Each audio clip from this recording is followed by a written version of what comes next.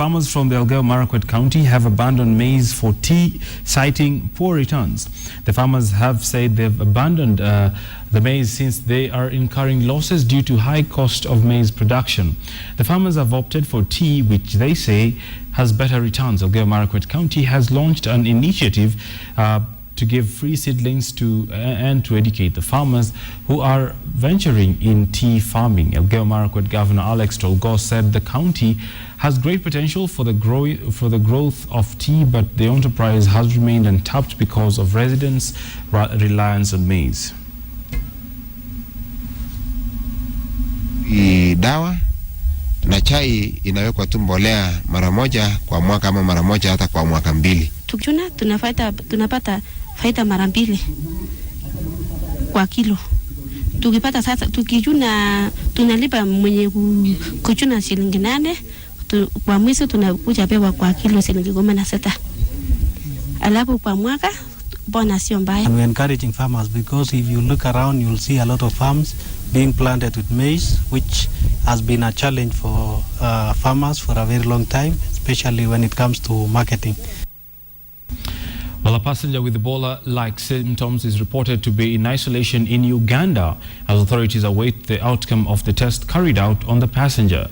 The Ugandan Health Ministry said the passenger, a South Sudanese clinical officer, was in isolation in Entebbe Grand B Hospital, and he was detained at the airport on Wednesday on arrival from South Sudan, where he had been working with the International Organization for Immigrants. He has been referred to Kampala for treatment after he exhibited symptoms of hepatitis B. But officials say when they screened him, he appeared to have symptoms similar to Ebola. He confirmed this could be the first case of Ebola in East Africa since 2012.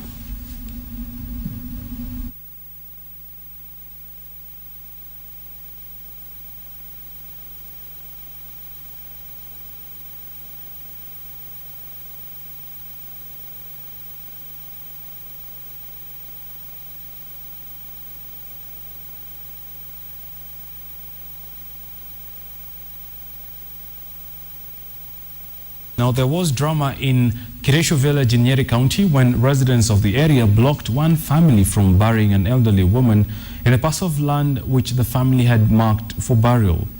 Now, the residents of Kiresho Colonial Village said the woman could not be buried on the land, that it was not the property of the bereaved.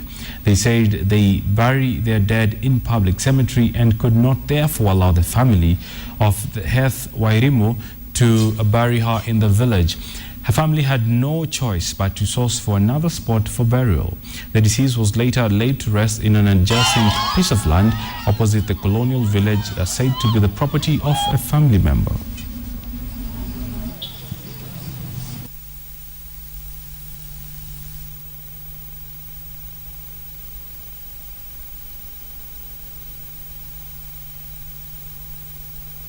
Sasa hiyo ni site ya kahawa na inataka ijengwe factory. Kwa sababu factory hawezi jengwa pahali fulati, inajengwa pahali iko na mteremko. Wenye wanatuletea shida hapa ni insiders. Na wako na machamba wanauza na walipewa na serikali. Wana insider hawa. Sisi tunataka wasikane hapa mpaka ile kesi iko kotini ikuishe. Hata siko hapa juu, hata sisi hata ubwa hatujasika hapa. Sisi ni makini, na hata mmoja wetu akikufa hatuwezi kutukamuzika kichagi ndani, tunamuzika huko kwa kaburi ya serikali. Kwani yeye ndiye nani alete mama yake hapa? Sasa tunataka, rais wetu alisema vijiji yote itamalizwa. Tunataka title sasa. Kama tutatoka hii kijiji tupelekwe chamba ya Soria ilipewa na tukiwa hapa tu. Tukawachwa na hiyo machamba ilinunuliwa na iliedwa na wale wako na pesa. Kwani sisi tutatokea wapi? Miaka yote hakuna mwaka hata moja hatujachaguana. Kwani kura zetu tunachaguana inaenda wapi? Sasa tunaamua tutakaa kama Lamu. Tukiwawa tukufe sisi wote hapa na watoto wetu.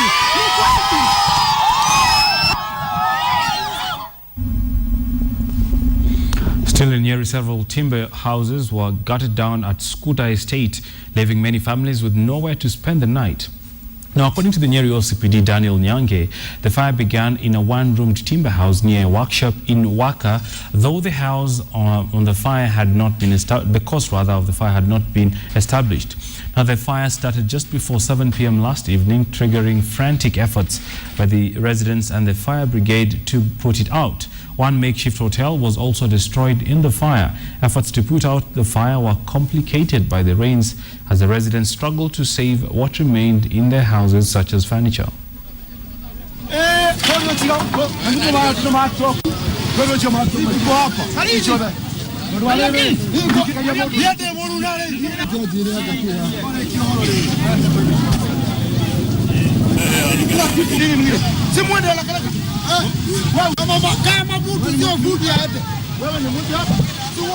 Hapa ni Nyeri wanafukuza watu na moto. Wanataka hizi ploti hizi kwa sababu ziko barabarani. Ile tumepata ni kuanza kubomoa na kulikuwa na harakati ya kutoa zile vitu zilikuwa ndani ya nyumba. Sasa hiyo ilikuwa ndio ngumu na zile vitu za kujenga viti. Ndio sasa zilikuwa mzito, zingine kumejengwa milango yani fupi. Sasa tuko tunaweza kutoka haraka. Sisi tukiwa huko kwa workshop zetu tumeona hapa moto ikichomeka. Tukakuja bio. Ambulance ikaitizwa hii ya moto. Haijafika. Kabla tuposhe moto. Vitu tujatoa. Lakini vitu mingi imechomekea hapa. Kama hapa kuna food yanakuwa na bao mingi sana. Karibu za milioni 1 hapa. Lakini yote imechomeka. A section of parents of the St. Paul's Mixed Secondary School in Isiolo held peaceful demonstrations over the school's directive to have the girls take off their hijabs while in school. The parents say the directive is insensitive and want the school to accommodate the religious beliefs as it does for other religious lessons. The parents also want their daughters to be allowed to wear trousers to cover up while the skirts leave bare. The parents are now calling on the county governments to intervene.